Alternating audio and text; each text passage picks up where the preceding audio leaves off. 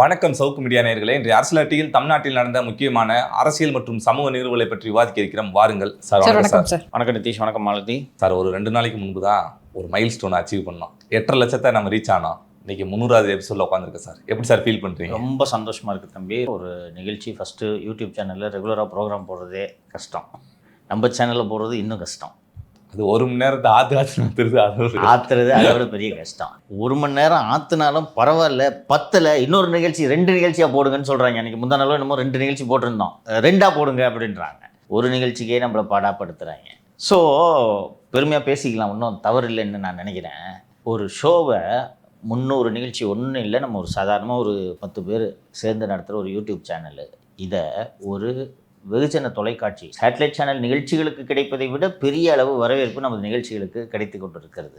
எந்த ஒரு political YouTube சேனலும் இந்த மாதிரி கன்சிஸ்டன்சி டெலிவரி பண்ணியிருக்காங்களான்றது சந்தேகம். ஒரு வீடியோ பெருசாக போகலாம், 2 வீடியோ பெருசாக போகலாம். 300 நிகழ்ச்சிகளை தொடர்ந்து நடத்தி 300வது நிகழ்ச்சியிலும் மக்களின் வரவேற்பு கூடிக்கொண்டிருக்கிறதை தவிர குறையவில்லைன்றது ஒரு சாதாரண மைல்கல் அல்ல. இந்த 300வது நிகழ்ச்சியை நாம் கோவாவில் கொண்டாடலான்னு நாம் திட்டமிட்டு டிக்கெட்டுகள் பதிவு செய்து முன்பதிவு எல்லாம் செய்திருந்தோம். என்ன நடந்தது என்பது நேயர்களுக்கு தெரியும். அதனால் காண்டாவாதீங்க, கூட்டு போகிறேன் திருப்பி. இந்த ஐஸ்கிரீமு இங்கே தொல்லையெல்லாம் ஒழிந்த பிறகு, தேர்தல் அறிவிக்கை வந்த பிறகு, தேர்தல் முடிவுகளுக்கு பிறகு, தேர்தல் அறிவிக்கை வந்துச்சுன்னா அப்போ தான் நமக்கு வேலை அதிகம், 2 நிகழ்ச்சி போடணும். ஸோ இந்த தேர்தல் முடிவுகள் வந்த பிறகு நீங்கள் எங்கே சொல்கிறீங்களோ கூட்டு போகிறோம்ப்பா, ரைட்டா? அதனால் நான் நேயர்களை விட அதிகமாக நம்ம டீமுக்கு தான் நான் நன்றி சொல்ல விரும்புகிறேன். நேயர்கள் அவங்களோட அன்பும் ஆதரவும் எப்போதும் நமக்கு உண்டு என்றது எனக்கு நன்றாகவே தெரியும். ஸோ தொடர்ந்து நம்ம இன்னும் பல நிகழ்ச்சிகளை நடத்த வேண்டும். நேயர்களில் பலருக்கு சந்தேகம் இருக்கும், ஆட்சி மாற்றம் ஏற்பட்டன, இவர் அந்த ஆளுங்கட்சியோட சொம்பு ஆயிடுவார் அப்படின்ட்டு. எந்த ஆட்சி அமைந்தாலும் அந்த ஆட்சியை இடித்துரைக்க வேண்டும் என்பது தான் என்னுடைய விருப்பம். அது தொடர்ந்து சவுக்கு மீடியா செய்யும் என்ற வாக்குறுதியும் இந்த நேரத்தில் நேயர்களுக்கு நான் சொல்லிக்கொள்ள விரும்புகிறேன். ஸோ நாமளே நம்மளை பாராட்டிக்கலாம், நம்ம சேனலை. வாழ்த்துக்கள். நிகழ்ச்சிக்கு போகலாம் சார். நேற்று நியூஸ் 18 தொலைக்காட்சி ஒரு நிகழ்ச்சி அரேஞ்ச் பண்ணியிருக்காங்க. அங்கே ஒரு பஞ்சாயத்து நடந்துச்சாமே சார், என்ன சார் அது? சொல்கிறேன். நியூஸ் 18 தந்தி எல்லா தொலைக்காட்சிகளுமே இது மாதிரி இந்த அரசியல் பிரமுகர்களை கூப்பிட்டு தேர்தலை ஒட்டி, தேர்தலில் என்ன நினைக்கிறீங்க, உங்கள் ஸ்டாண்ட் என்னன்றது பேசுறதுக்கு சொல்கிறாங்க. அந்தந்த கட்சிகள் சார்பாக பேச்சாளர்கள் செல்கிறார்கள். அவர்கள் பேசும்போது பார்வையாளர்கள் பெரிய அளவில் ஒன்றும் பெருசாக தொல்லை கொடுப்பதில்லை. இந்த திமுகவின் நிலைய வித்துவான்கள் ஏராளமானோர் பத்திரிகையாளர் என்ற போர்வையில் சுற்றி கொண்டிருக்கிறார்கள் என்பது எல்லாருக்குமே தெரியும். எல்லாருக்குமே இது பசுத்தோல் போட்டு இருக்கக்கூடிய பன்றி என்பது நன்றாக தெரியும். ஆனால் அந்த பன்றிக்கு மட்டும் நம்ம பசுத்தோல் போட்டிருக்கிறோம் அப்படின்ட்டு அம்மான்னு கத்தி நம்மளை பசுன்னே சொல்லிகிட்டு இருக்கோம். எல்லாருக்கும் தெரியும், வெளில இருக்கவனுக்கு பூரா. இது போல் சுற்றி கொண்டிருக்கக்கூடிய ஒரு விலங்கு தான் சீப்பு செந்தில் என்று அழைக்கப்படக்கூடிய அண்டா. அந்த அண்டா அந்த நியூஸ் 18 நடத்துகிற அந்த நிகழ்ச்சியில் பேசுகிறாரு. ஒவ்வொருத்தருக்கும் first round 3 minutes, second round 5 minutes, something like that. அது மாதிரி ஏதோ ஒன்று நடக்குது. அந்தந்த கட்சியின் ஆதரவாளர்கள் அங்கே போய் குழுமி இருப்பார்கள், மறுக்க முடியாது. பத்திரிகையாளர் என்ற போர்வையில் இவர் நான் திமுக காரன் சொல்லியிருந்தாரா, திமுக காரன் இப்படி தான்ப்பா பேசுவேன் அப்படின்ட்டு புரிஞ்சிடும் அவங்களுக்கு. இந்த அண்டா ஒரு பத்திரிகையாளர் என்ற அடிப்படையில் திமுக சும்படிச்சோன்னே கீழே இருந்து 200 பேடிஎம்னு இருக்காங்க. இதெல்லாம் நீங்கள் சகிச்சுக்கணும், கத்த தான் செய்வாங்க, ஒன்றும் பண்ண முடியாது. நாட்டின் பிரதமர் ஒருவர் ஒரு மத்திய அரசு நிகழ்ச்சிக்கு வந்திருந்த போது மு.க. ஸ்டாலின் சொன்னப்பெல்லாம் கத்துறதுக்குன்னு சேகர்பாபு விட்டு 2000 பேருக்கு பாஸ் வாங்கி கூட்டின்னு போய் நேரு உள் விளையாட்டு அரங்கில் நடந்தது. 2 வருஷம் இருக்கும் அந்த சம்பவம் நடந்து. நீங்கள் பண்ணல, இப்போ அவங்க பண்ண மாட்டீங்களா? ஸோ இப்படி இது பேடிஎம் காரவனு கத்திருக்காங்க, ரைட்டா? கற்றுட்டோன்னா அது கடந்து போயிருந்தேன்னா அவங்களும் கத்திட்டு விட்டுருப்பாங்க. அந்த கட்சியினரே அமைதிப்படுத்தி இருப்பார்கள். ஃபஸ்ட் ரவுண்டு முடிஞ்சோடனே செகண்ட் ரவுண்டில் திருப்பி ஏதோ கத்திருக்காங்க. கத்துனவுடனே ஒரு செந்தில் இறங்கி வெளில போயிட்டார், நிகழ்ச்சியை புறக்கணிச்சிட்டு. வெளியில் போன உடனே நான் புறக்கணிக்கிற நிகழ்ச்சியை போங்கடா அப்படின்ட்டு போய்ட்டு போயிருக்கிறான். வெளியில் போயிட்டு சேகர்பாபுக்கு ஃபோன் அடிக்கிறேன். அவரா சார் போலீஸு? கேளு, 150 பேர் வந்துட்டாங்க.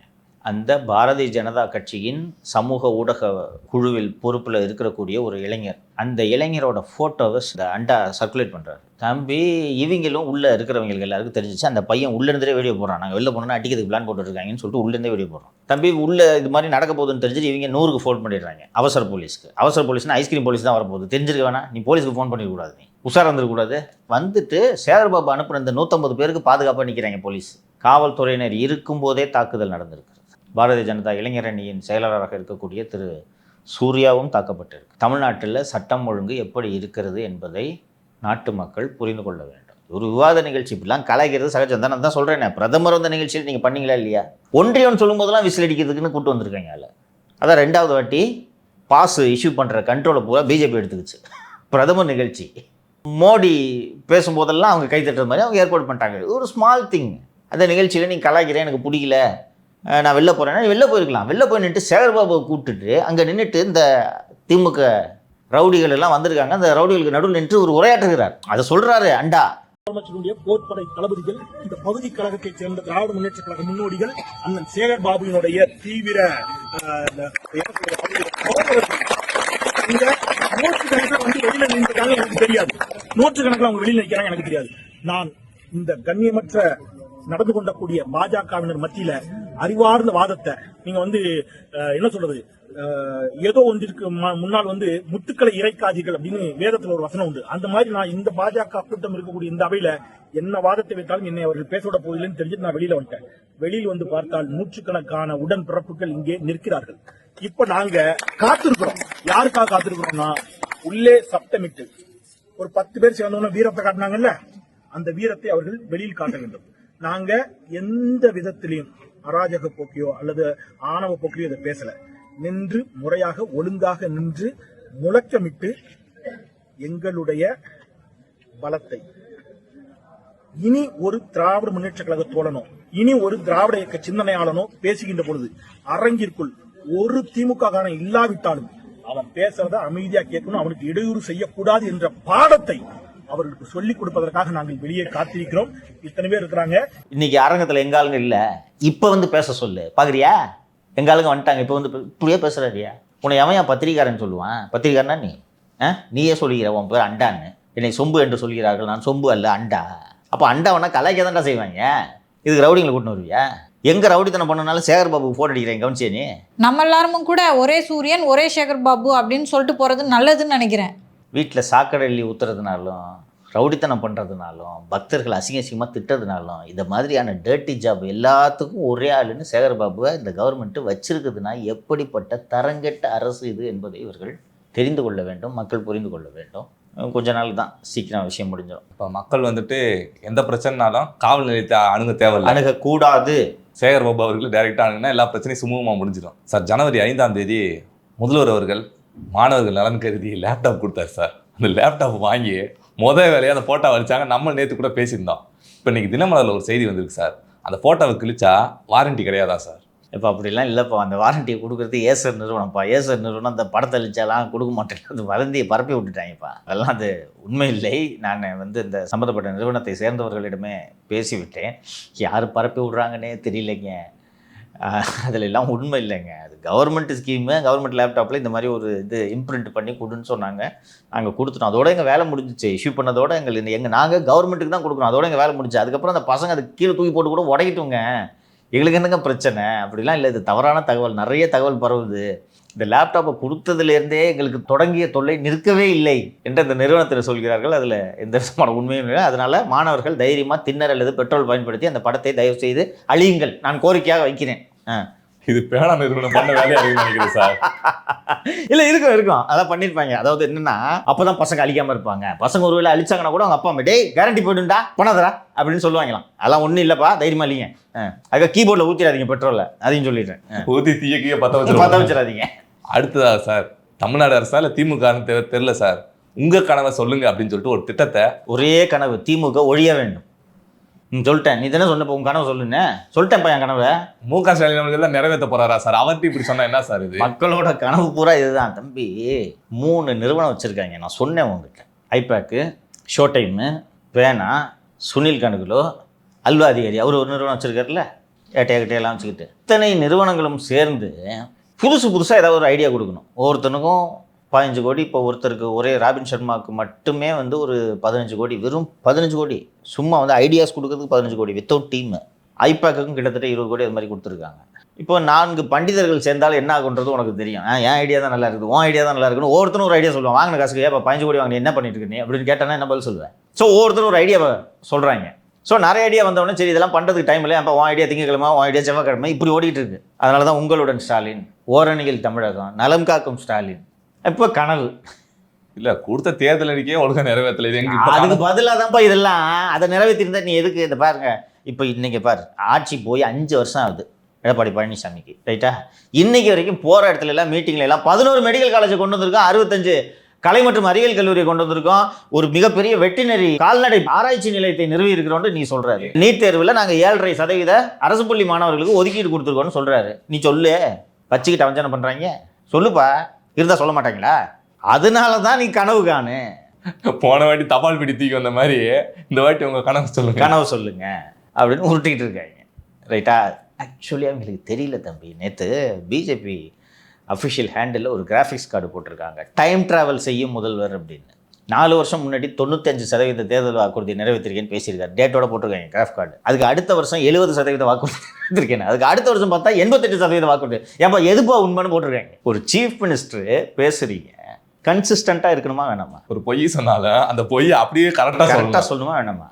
சண்முகநாதன் ஒருத்தர் கருணாநிதியின் உதவியாளராக இருந்தார், அவரும் இறந்து விட்டார் என்று நினைக்கிறேன். எங்கே கருணாநிதி ஃபோட்டோ போட்டாலும் பின்னாடி இருப்பார்.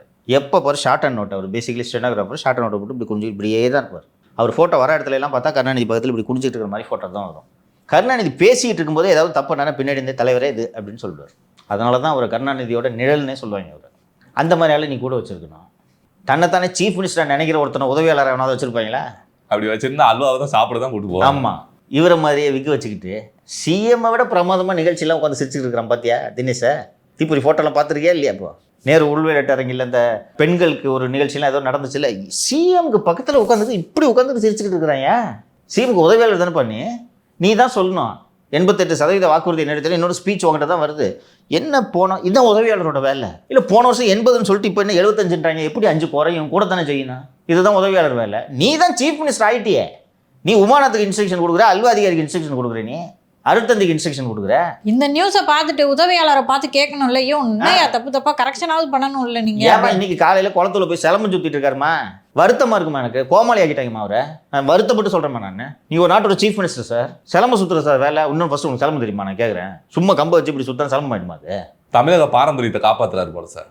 இல்லைப்பா, உனக்கு தெரிஞ்சா பண்ணுப்பா. இது கோமாளித்தனமா தெரியல தம்பி. நான் சீரியஸாக கேட்குறேன் தம்பி. இங்கே இன்னொரு கட்சிக்காரங்களை கூப்பிட்டு வந்து அடிச்சிட்டு இருக்காங்க, அதை கவனிக்கிறது தானே உங்க வேலை. அதுவும் எலெக்ஷன் இங்கே பக்கத்தில் வச்சுக்கிட்டு எனக்கு உண்மையில வருத்தமா இருக்குப்பா. அவர் வயசு என்னப்பா ஆகுது? சரி, நீ இப்போ சுத்துற, இதை பார்த்துட்டு எவனாவது ஓட்டு போட போறேன்னா? ஏய் சிலம்பம்லாம் சுத்துறாரியா சீஃப் மினிஸ்டர்னு போட்டு போட போறேன்னா? அப்போ கோமாளியை தானே ஒன்று ஆக்குறாங்க. அதுவும் இந்த சேகர் பாபுக்கு வேலையே தான். போய் ஜூனியர் ஆர்டிஸ்ட்ல கூப்பிட்டு டான்ஸ் ஆட விட்டுட்டு இவரையும் அஜெக்டா ஞாபகம் இருக்காது? சீஃப் மினிஸ்டர் கோமாளியாப்பா அவரு. பண்ணலாமா அப்படி ஒரு சீஃப் மினிஸ்டர்? அது வியாசார் பேர்ல அப்ப எரிஞ்சுக்கிருந்துச்சு சார் வீடு பக்கம். அப்போதான் டான்ஸ். எடப்பாடி பழனிசாமி இப்போ போய் சார் உங்க எடப்பாடி தானே உங்க தொகுதி, அங்கே போய் சிலம்ப சுத்துங்கன்னு கூட எவனோ ஒருத்தன் ஐடியா கொடுக்குறானே வச்சுக்கேன். அந்த கொடுத்தம்பி அந்த கம்பன்னு சொல்லிட்டு அந்த ஐடியா கொடுத்த மண்டையில போட்டு வர மாட்டானா? இப்படி தானே இருக்கணும் ஒரு சீஃப் மினிஸ்டர். யோ சாதனையை சொல்லி வாக்கு கேட்கணியா? கோமாளியாயா நான் டைவர்ட்ஸ் காட்டுறதுக்கு? அப்போ ஒரு சுத்துறாருன்னா அவருக்கு போய் தெரியுமா? ஞாபகம் வச்சுக்க மாட்டாரான்னு கேட்குறீங்க? உங்களுக்கு ஒரு முதலமைச்சராக இருக்கும் நான் சிலவற்றை செய்யலாம், சிலவற்றை செய்யக்கூடாதுன்றது உங்களுக்கு தெரியணும்ல. மற்றவங்களுக்கு தெரியாதுமா? நீங்கள் உங்களுக்கு உளவுத்துறை அறிக்கையெல்லாம் வருதுமா? 11 நாட்களாக துப்புரவு தொழிலாளிகள் கழிப்பிட வசதி கூட இல்லாமல் ரிப்பன் மாளிகை வாசலில் போராட்டம் நடத்தி கொண்டிருக்கிறார்கள் என்பதும் உங்களுக்கு தெரியும். இன்று இரவு அவர்கள் அப்புறப்படுத்த போகிறார்கள் என்பதும் உங்களுக்கு தெரியும். கூலி படத்துக்கு கூட்ட போவீங்களா நீங்கள்? குறைந்தபட்ச அறிவு இருக்கும் ஒரு மனிதன் இதை செய்வானா? போனாரா இல்லையா? இப்படிப்பட்ட மனுஷங்கிட்ட போயிட்டு இவருக்கு ஞாபகம் இருக்குமான்னு கேட்குறீங்க நீங்கள்? வேலை பாருங்கம்மா. நீங்க என்னங்க சார் இது மாதிரி சொல்றீங்க? எங்க அநியாயம் நடந்தாலும் முதலமைச்சர் அவர்கள் தட்டி கேட்பாரு. ஏன்னா திமுகக்கு எதிராக வந்து எவ்வளோ பேசியிருக்காரு திரு விஜய். அவருடைய படம் ஜனநாயகனை வந்து தணிக்கை சான்றிதழ் கொடுக்கல அப்படின்னு சொல்லிட்டு சொன்ன டேட்டுக்கு படம் ரிலீஸ் ஆகலை. ஸோ எப்படி இடி சிபிஐயை வந்து மத்திய அரசு பயன்படுத்துதோ இப்போ சென்சார் போர்டையும் அது மாதிரி பயன்படுத்துகிறாங்கன்னு தன்னுடைய கண்டனங்களெல்லாம் முதலமைச்சர் பதிவு பண்ணியிருக்காரே சார். இப்படி கண்டனத்தெல்லாம் பதிவு செஞ்சேன்னா தம்பி சிலுத்து போயிட்டான். சில்லறை தூக்கி போட்டுறாத. இது போல் கண்டனத்தை தெரிவித்தால் உனக்கு எதிராக பேசுகிறவங்கள போலீஸ் டிபார்ட்மெண்ட் வச்சு இப்படி பண்ணுறீங்கன்னு உன்னை பார்த்து திருப்பி கேட்பாங்கன்னா அறிவு இருந்தால் நீங்கள் இதை தொடுவீங்களா? ஒன்று, உங்களுக்கு அடிப்படை அரசியல் அறிவே இல்லை என்பதற்கு இதுவும் ஒரு உதாரணம். விஜய் உங்கள் எதிரி, உங்களுக்கு ஒழிச்சு கட்டாமல் ஓய மாட்டேன், அதுவும் பிள்ளை ஒழிச்சு கட்டாமல் ஓய மாட்டேன்னு சொல்லிட்டு இருக்கிற ஆள் கம்முன்னு வேடிக்கை பாருங்கள். நீங்கள் இதை பயன்படுத்திக்கிட்டு நம்மகிட்ட கூடுதல் சீட்டு கேட்குறதுக்கு இந்த காங்கிரஸ்காரன் விஜய்க்கு சப்போர்ட்டாக இருக்காரு. நீங்கள் அதைத்தான் உங்களோட கவனம் போடணும். இருங்க நானும் வரேன், நான் 2 பேரும் சேர்ந்து கண்டிப்போம். கண்டிக்க வேண்டிய ஆள் கண்டிக்காமல் கமுக்கமாக கதவை சாத்திட்டு உட்காந்துருக்காரு. நம்ம ஏன் கண்டிக்கணும்னு ஒருத்தன் வந்து இந்த கண்டனத்துக்கு எடுத்துக்கிட்டு வரும்போது நீங்கள் சொல்லணுமா? நம்ம இப்போ சம்மந்தப்பட்டவர் பாதிக்கப்பட்டவர் கண்டிச்சாரப்பா? இல்லை கண்டிக்கல, அப்போ நான் ஏன் கண்டிக்கணும்? போயா சொல்லுமா? நம்ம அதுவும் தெரியல. இதான் ஒரு லட்சணம். நான் என்ன சொல்கிறேன், வீட்டுக்கு அனுப்பிச்சிடுவோம். பிடிக்குது இல்லை சிலம்பு கற்றுக்கிட்டோன்றேன். என்ன சேர் பாபாரி போய் குளத்தூர்லேயே சிலம்பு கற்றுக்கிட்டு அங்கேயே டான்ஸ் ஆடின்னு இருக்கேன். பிரச்சனையே இல்லை. எனக்கு ஒரு என்ன வருத்தமாக இருக்குன்னா, போய் இன்றைக்கி நீங்கள் தான் இந்த கீழடியெல்லாம் நீங்கள் இல்லை, உங்களுக்கு முன்னாடியே தோண்டிட்டாங்க. ஆனால் அதை வந்து படம் போட்டு காண்பித்தது நீங்கள் தான். எவ்வளோ ஒரு அறிவார்ந்த இனம், 3000 வருஷத்துக்கு முன்னாடி எழுத்தறிவு பெற்ற இனம். இந்த உலோக காலம் கற்காலம்லாம் ஆரம்பிக்கல, அதுக்கு முன்னாடி காலம் வந்து இங்கே தமிழ்நாட்டிலேருந்து தொடங்குது அப்படின்றதெல்லாம் நீங்கள் படம் போட்டு காமிச்சிருப்பீங்க. அப்படிப்பட்ட ஒரு இனத்தை உங்களை போன்ற முட்டாள்கள் ஆடலாமா?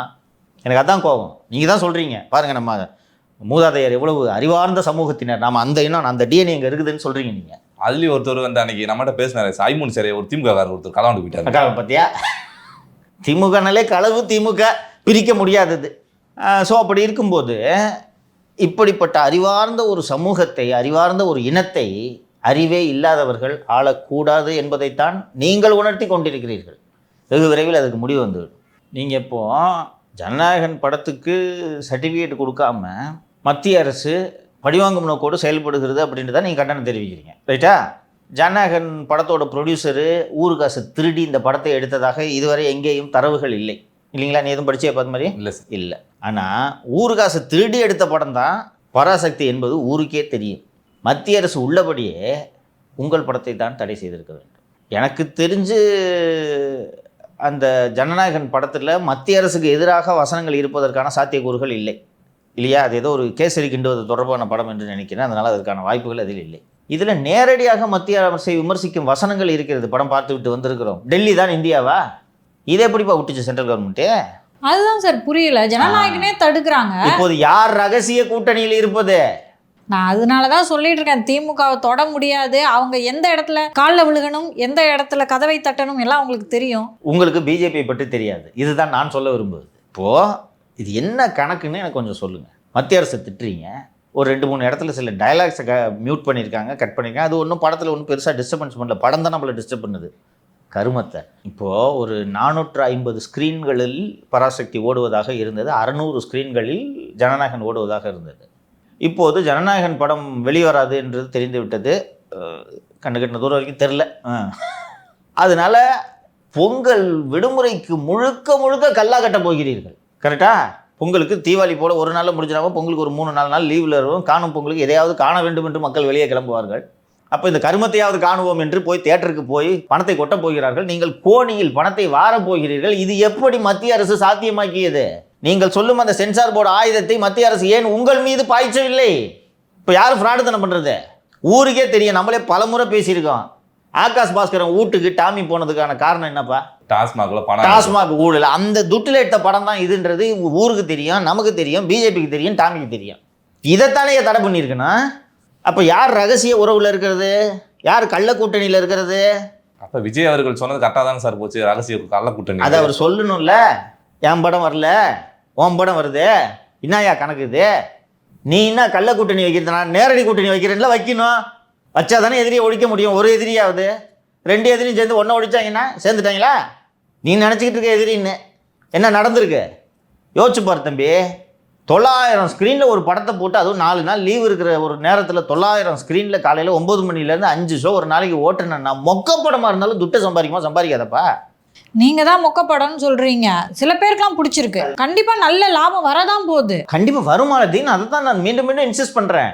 இதை போட்டதுக்கு சல்லியர்கள் படத்தை போட்டுருக்கோம். ஆமாம், அண்ணன் சந்தோஷப்பட்டிருப்பார், சுரேஷ் காமாட்சி அண்ணன். ஸோ இப்போ இதை யோசிக்கணுமா வேணாமா? கண்டிக்கிறீங்க, ஆயுதமாக பயன்படுத்திக்கிது. அந்த ஆயுதத்தை உங்கள் குடும்பத்தை நோக்கி ஏன் பாய்ச்சல? சார், இது நம்ம பேசினா வன்மத்தை கக்குறோன்றாங்க. அரசியலுக்கு எதுக்கு வரோன்னு திரு விஜய்க்கு தெரியுதா இல்லையா?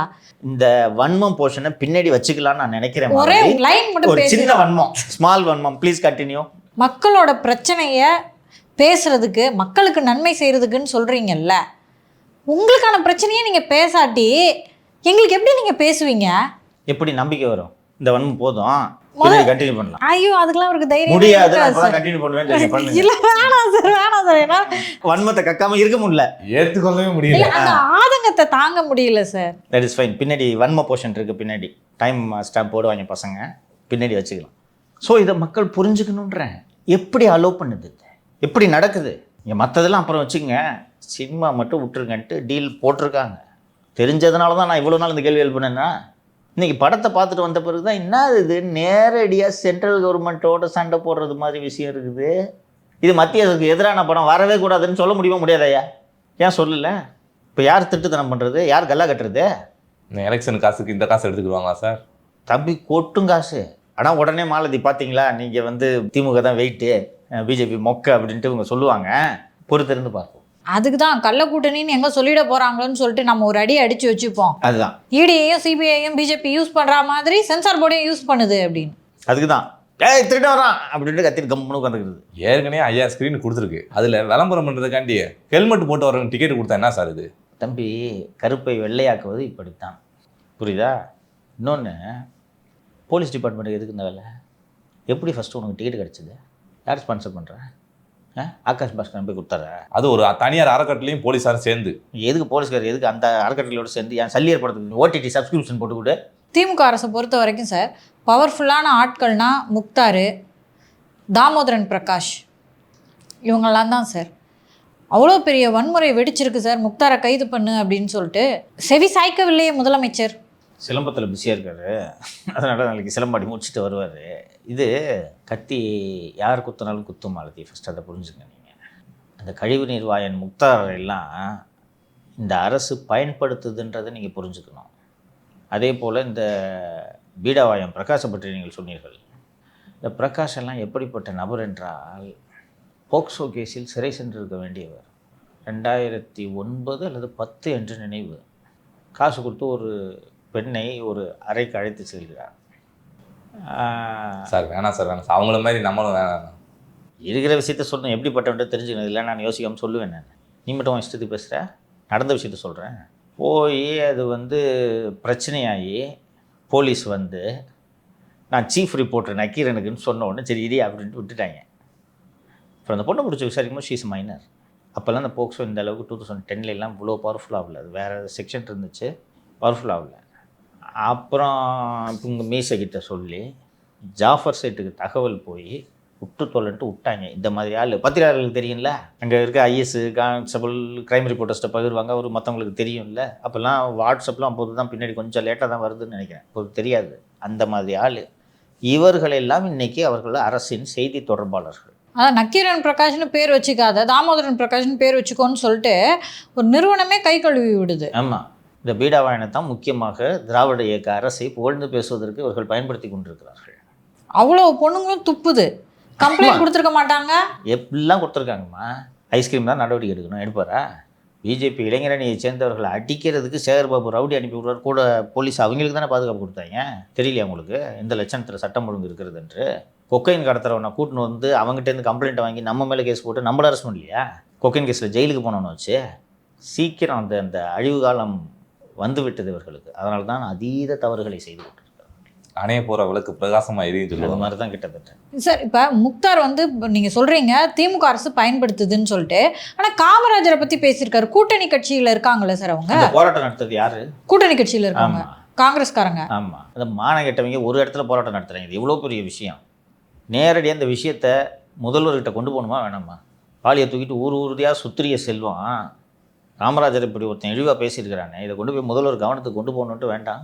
அப்போ அந்த கழிவுநீர் வாயனுக்கும் உங்களுக்கு என்ன வித்தியாசம்? நீங்கள் கழிவுநீர் வண்டி வச்சுருக்கீங்க, அவர் வாயில் வச்சுருக்காரு, இவ்வளோதான் வித்தியாசம். இதை கூட்டணி கட்சி பற்றி ஒருத்தன் பேசுகிறானே, இது கூட்டணியில் சிக்கலை ஏற்படுத்துமே என்று இவருக்கு தெரிய வேண்டாம். இவருக்கு சிலம்பம் சுற்றுவது அதை விட முக்கியமாக இருக்குது. இல்லை நடக்கட்டுமா, மக்கள் இதை சும்மா பார்க்கல, எல்லாம் அருவருப்போடு தான் பார்த்து கொண்டு இருக்கிறார்கள். விரைவில் முடிவுக்கு வரும், அவ்வளோதான். சார், இந்த திருப்பரங்குன்றம் தீப ஏற்றுற விவகாரத்தில் வந்துட்டு ஜஸ்டிஸ் ஜிஆர் சுவாமிநாதன் அவர்கள் ஒரு தீர்ப்பு போட்டாங்க. அதை நாங்கள் நிறைவேற்ற முடியாது அப்படின்னு சொல்லிட்டு 144 தடை உத்தரவை கலெக்டர் அவர்கள் பிறப்பிச்சிருந்தாரு. அங்கே இருக்க மதுரை மாநகர காவல் ஆணையரும் கூட அதை பின்பற்றல சார். அதற்கு எதிராக நேற்று கண்டெம்ட் வந்துச்சு. என்ன சார் நடந்துச்சு? கண்டெம்ட் இது செகண்ட் டைம் தேர்ட் டைமோ என்னமோ வருது. ஏன் வந்து நீங்கள் ரிப்ளை அஃபிடவிட் ஃபைல் பண்ணல? ஒரு ஜட்ஜு எதிர்பார்க்குறது என்னென்னா, சரிங்க நாங்கள் உங்கள் உத்தரவை ஏதோ ஒரு காரணத்துக்காக நிறைவேற்றவில்லை, நிபந்தனையற்ற மன்னிப்பு கோருகிறோம்னா நேற்றே மேட்ரு முடிஞ்சிருக்கும். அஃபிடவிட்டை ஃபைல் பண்ணல. இது டெலிபரேட் கண்டெம்ட். ஜட்ஜு அதை ரெக்கார்ட் பண்ணிட்டார். நான் வந்து இந்த தீபம் ஏற்றணுன்ட்டு ஒரு தீர்ப்பு கொடுக்குறேன், அதை நிறைவேற்றாமல் தவிர்ப்பதற்கு 144 போடுறீங்க. அந்த 144 நான் ரத்து பண்ணுறேன். அதுக்கு பிறகும் நீங்கள் தீபம் ஏற்றுறதுக்கு அனுமதி கொடுக்குறீங்க. அதுதான் இந்த 2வது வாட்டி தான் மத்திய பாதுகாப்பு படையினோட போய் தீபம் ஏற்றணுன்றது. அதுக்கப்புறமும் நீங்கள் இதை ஏற்றலைன்னா இதை என்னால் மன்னிக்க முடியாது. மாவட்ட ஆட்சியர் மற்றும் அந்த டிசி ஒருத்தர் இனியவனோ அது ஒரு பேர், இந்த டிசி 2 பேரும் உங்கள் பதிலை தாக்கல் செய்யுங்கள், நான் சார்ஜ் ஃப்ரேம் பண்ண போகிறேன்னு சொல்லிட்டேன். இதுதான் சார்ஜஸ், நான் சார்ஜ் ஃப்ரேம் பண்ண போகிறேன்னு சொன்ன உடனே அப்போவே கேட்குறாரு, என்ன அறநிலையத்துறை அமைச்சர் சொன்னார் உங்ககிட்ட ஏற்ற வேணான்னு அப்படின்னு. இல்லை நாங்களாக எடுத்த முடியும். அப்போ நீ தான் பதில் சொன்ன ராஜா அப்படின்ட்டார். இல்லைங்க நாங்கள் அரசு இந்த உருட்டெல்லாம் உருட்டாத, பிப்ரவரி 2ஆம் தேதி வா மீதி பேசிக்கலான்னு சொல்லிட்டு, சரி ராஜா அந்த அறநிலையத்துறை அதிகாரியை கூப்பிட்டாரு. சரி ராஜா, இப்போ நானும் ஏற்கனவே சொல்லியிருக்கேன், டிவிஷன் பெஞ்ச் வேறு சொல்லியிருக்குது, இது வரைக்கும் கோயிலோட இடம், இது வரைக்கும் தர்காவோட இடம் வந்து சொல்லியிருக்காங்க. இந்த சந்தனக்கூடு நிகழ்ச்சி நடத்துகிறோன்னு சொல்லிட்டு இந்த தர்காவிலேருந்து அப்படியே ஈத்து ஒரு கொடியை தூக்கி தீபத்தூணில் வந்து கட்டியிருக்காங்களே, என்ன ராஜா நீ பண்ணின்னு இருந்த அப்படின்னு கேட்குறாரு அறநிலையத்துறை அதிகாரி பார்த்து. இல்லை அது தப்பு தான் நீ என்ன பண்ண? இல்லைப்பா, ஒருத்தரோட இடத்துல இன்னொருத்தர் அத்துமீறி சட்டவிரோதமாக நுழைந்தால் காவல்துறையில் புகார் அளிக்க வேண்டுமா இல்லையா? ஆமாம் புகார் அளிக்கணும். அழிச்சியா? இன்றைக்கி போய் அழிக்கிறேன். போய் அழி போ. பிடிச்சிட்டாரா? தம்பி, இது ஒரு நான் நகைச்சுவையாக சொல்லி விடுகிறேன். இந்துக்களுக்கு சொந்தமான இடத்தில் தீபத்தை ஏற்றுங்கள் என்று நீதிமன்றம் உத்தரவு பிறப்பித்த பிறகு ஏற்ற விடமாட்டோம் என்று அரசு தடுக்கிறது. ஆனால் அதே இந்துக்களுக்கு சொந்தமான இடத்தில் இஸ்லாமியர்களை வந்து போய் கொடி கட்டுறதுக்கு அனுமதிக்கினா இதில் யாருப்பா மத கலவரத்தை தூண்டுறது? திமுக அரசு தான். இது பிரச்சனையா இல்லையாப்பா? கொஞ்சம் யோசிச்சு பாருப்பா. நான் விளையாட்டுத்தனமா சொல்லிட்டு போயிட்டேன். இன்னைக்கு ஒரு கொடியை கட்டிட்டு நாளைக்கு வந்து அது வரைக்கும் எங்க இடம்னு சொல்லுவாங்களா மாட்டாங்களாமா? வக்ஃபு சொல்லியிருக்கு, கோர்ட்ல சொல்லியிருக்குன்னு சொல்றீங்களே. விஷமத்தனமான வாதம் டிவிஷன் பெஞ்ச் சொல்லியிருக்கு. 100 ஆண்டுகளாக இந்த வழக்கு நடந்து வருகிறது. இதுவரை வக்ஃபு போர்டு இது உள்ள நுழைஞ்சு இது எங்க இடம்னு சொல்லவே இல்லை. இன்னைக்கு முதல் முறையாக சொல்கிறது என்கிறது. இந்த நேரத்தில் சந்தனக்கூடு நிகழ்ச்சி போது கொடியை இழுத்துன்னு போய் அங்கே கட்டுற தீபத்துணை பக்கத்தில் போய் கட்டுறீங்க. இது எப்படி அனுமதிக்கிறீங்க? நீங்க ஒரு கோர்ட் ஆர்டர் போடுறது, கோர்ட் ஆர்டர் ஃப்ரஸ்ட்ரேட் பண்ணுறது, 144 போட்டு நீங்க அதை ஃப்ரஸ்ட்ரேட் பண்றீங்க. இதில் யாரோட அனுமதியோட கொடி எழுத்துட்டு போய் கட்டினீங்க? கோர்ட் நேற்று ஜஸ்ட் ஜிஆர்எஸ் கொடி கட்டின விவகாரத்தை கையில் எடுக்கலன்னு வச்சுக்க, தீபத்துண் இருக்கிற இடமும் எங்க இடம்னு சொல்லுவாங்களா மாட்டாங்களா தம்பி? கொடி கம்பம் கூட இருக்குங்க அப்படின்னு சொல்லுவாங்க. இது எவ்வளோ ஆபத்தான விஷயம் தெரியுதா? யாருப்பா இங்கே மதக்கலவரம் உருவாக்குறது? ஜிஆர்எஸ் மாதிரி ஒரு ஜஸ்டிஸ் இல்லைன்னா இது என்ன இருக்கும்? அவர் போயிடுறாரு. நேற்று ரொம்ப அழகாக ஒரு விஷயம் சொல்லியிருந்தார். அந்த கண்டெம்ட்டுக்கு வந்திருக்கிற அந்த டிசியை பார்த்து, எங்கள் எல்லாம் இளம் அதிகாரிகள், நீதிமன்றத்தோட அதிகாரம் என்ன, அதோட மாண்பு என்னன்றதெல்லாம் உங்களுக்கு தெரியல. இன்றைக்கி நாங்கள் போட்ட உத்தரவை நீங்கள் நிறைவேற்றலை. நாளைக்கு உங்களுக்கு ஒழுங்காக ப்ரொமோஷன் கொடுக்கலன்னா நீங்கள் இந்த கோர்ட்டுக்கு தான் வந்து நின்னாகணும். நீங்கள் நல்ல பதவி உயர்வுலாம் பெற வேண்டும் என்று நான் இறைவனை வேண்டிக் கொள்கிறேன். ஆனால் உங்களுக்கு ஏதாவது சிக்கல்னா நாங்கள் தான் உங்களுக்கு உதவிக்கு வர வேண்டும். அப்போது நீதிமன்ற உத்தரவை மதிக்கிறது எவ்வளோ இம்பார்ட்டன்ட்ன்றதை புரிஞ்சுங்கன்ட்டு சொல்லியிருக்காரு. அவர் கெரியர் முடிஞ்சிச்சு எனக்கு தெரிஞ்சு அந்த இனிகோட்டது. பார்த்துக்கலாம். லோகநாதன் எஸ்கே போயிடுவார் கமிஷனர். அவர் கண்டெம்ட்டில் மாட்டல. அவர் சொல்லி தான் அவர் செஞ்சார். மாட்டுவார். இப்படி எல்லா வளத்துலையும் உயிரதிகள் தப்பிச்சிருவாங்க. அது கீழே இருக்கவங்க தான் மாட்டிக்கிறாங்க. கீழே இருக்கவங்க தானே பண்ணுறது. உத்தரவு போடுறது ஐஸ்கிரீமு, வீட்டிலேருந்து வந்து பணம் மற்றதெல்லாம் திருட்டினது கொலகார செட்டு தானே. கொலகார செட்டு மேலே தான் கேஸ் போடுவேன் நாளைக்கு. சொல்லு, நீ ஐஸ்கிரீம் உத்தரவு போட்டு தான் நான் செஞ்சேன்னு எல்லாம் பரிதாபம் பார்க்கக்கூடாது தம்பி. பதில் சொல்லு. அந்த ப்ராசஸை சரியாக அவங்க ஃபாலோ பண்ணிட்டு போகலாம்ல சார். வீட்டை சர்ச் பண்ணணும்னு முடிவு பண்ணால் சர்ச் வாரண்ட் வாங்கிட்டு வந்திருக்கணும். காரை எடுத்துகிட்டு போகும்போது மகசரில் சைன் வாங்கியிருக்கணும், அம்மாக்கிட்டேயோ இல்லை உங்ககிட்டயோ. காரை எதுக்குமா ஃபஸ்ட்டு எடுத்துகிட்டு போகிறீங்க? குறைஞ்சபட்சம் அதை கூட செய்யலைன்ற. செய்யலை. இப்போ செய்யாமல் இன்னொன்று, நீ காரை எதுக்கு எடுத்துகிட்டு போனன்றதே நாளைக்கு நீ ஜஸ்டிஃபை பண்ணணும். உன் இஷ்டத்துக்குலாம் எடுத்துகிட்டு போக முடியாது. 94,000 வந்து சவுக்கு மீடியா எம்ப்ளாயி ஒருத்தரோட ஃபோனுக்கு வந்திருக்கிறதுக்கும் 2 காருக்கும் என்ன சம்மந்தன்றதை நாளைக்கு ஒரு பதில் சொல்லி ஆகணும். கொலகார சேட்டை பதில் சொல்ல விடாமல் நான் விடவே மாட்டேன். அந்தாலும் பென்ஷன் வாங்க முடியாது, நிம்மதியாக விட மாட்டேன். உங்கள் இஷ்டத்துக்கு வீட்டில் போந்து எல்லாத்தையும் தூக்கிட்டு போகிறீங்களா நீங்கள்? அவன் தம்பி இன்ஜினியரிங் காலேஜுக்கு கட்ட வச்சிருக்க பணத்தெல்லாம் நீங்கள் தூக்கிட்டு போகிறீங்களா? 100 ரூபா நோட்டாக வச்சுருந்ததெல்லாம் எடுத்துகிட்டு போயிருக்காங்க தம்பி. உன் இஷ்டமா? புலனாய்வு அதிகாரிகள்லாம் நீ என்ன வேணாலும் பண்ணலாமா? இவங்க தான்ப்பா பதில் சொல்லணும். நீ சொல்லு, இந்த கேஸுக்கு இதுக்கு சம்மந்தம் இல்லை, என்னை மாற்றிட்டு வேற ஆளை போட்டுக்கியான்னு நீ சொல்லியிருக்கலாம்ல. சேட்டு சொல்லியிருக்கலாமா?